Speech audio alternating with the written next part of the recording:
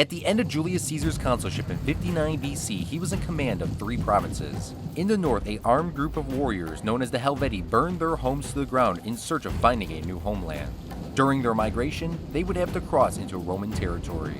Caesar had to stop the Helvetii at Arar and Bibracte before they conquered Gaul.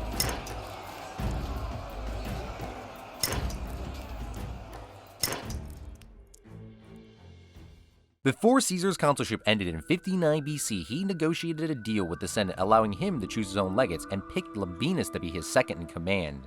The next year, Caesar began his 5-year term as proconsul of Illyricum, Cisalpine Gaul, and Transalpine Gaul. He looked over the provinces, providing safety with the 4 legions he earned, but he wanted more. Legio 11 Claudia, along with Legio 12 Flaminita, was a Roman legion levied by Julius Caesar in 58 BC in Cisalpine Gaul. These 2 legions were assembled with the money he obtained as consul. The Helvetii were a tribe in the north of Cisalpine Gaul. They were under pressure from surrounding tribes and being forced to fight constant battles. With negotiations between similar tribes, the Helvetii decided moving would be the best for long-term survival. In the spring of 58 BC, the Helvetii burnt their villages, destroyed anything they couldn't take with them. At least 300,000 people were involved in this mass migration, and 1/4 of them were capable of fighting. They created a plan to go through Gaul and settle west of Gaul and north of Hispania. There was 2 ways to getting to this location.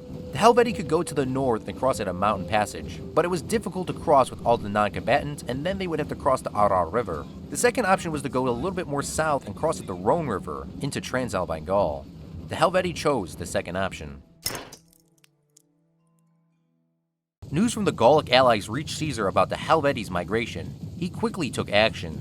Julius Caesar saw that the tribes would have to cross through Transalpine Gaul, so Caesar took his 6 legions to stop them. For Caesar, this was a golden opportunity to impress the Senate and the People's Assembly.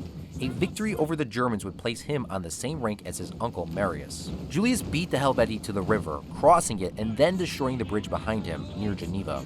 The legions were stationed for battle. Once the Helvetii arrived, they sent ambassadors to negotiate a deal for safe passage. Caesar did not intend to grant their request. The ambassadors were told to return in 15 days, and when they did, they saw something they could not believe. Caesar constructed a wall 16 feet high with a trench, a distance of 19 miles. When his work was completed, he stationed detachments at intervals in strong fortified redoubts in order to repulse the Helvetii. After a few small engagements, the Helvetii were warded off. Now they had to cross the more difficult passage in the north. After some time, the Gallic allies dispatched word to Caesar again about the Helvetii reaching the Arar River. Marching with haste, the Romans reached the Arar River and noticed that the majority of the Helvetii's non-combatants crossed, with most of the warriors still being trapped on the other side. At night, Caesar attacked the Helvetii on his side of the river, but the majority of them escaped. Advance at speed! Of Rome. I expect only victory. The next day, Caesar ordered the construction of a bridge, and the Romans crossed the Arar River. Once again, the Helvetii sent ambassadors asking for safe passage and were turned down. This time, Caesar followed the Helvetii and were slowed down by surprise attacks.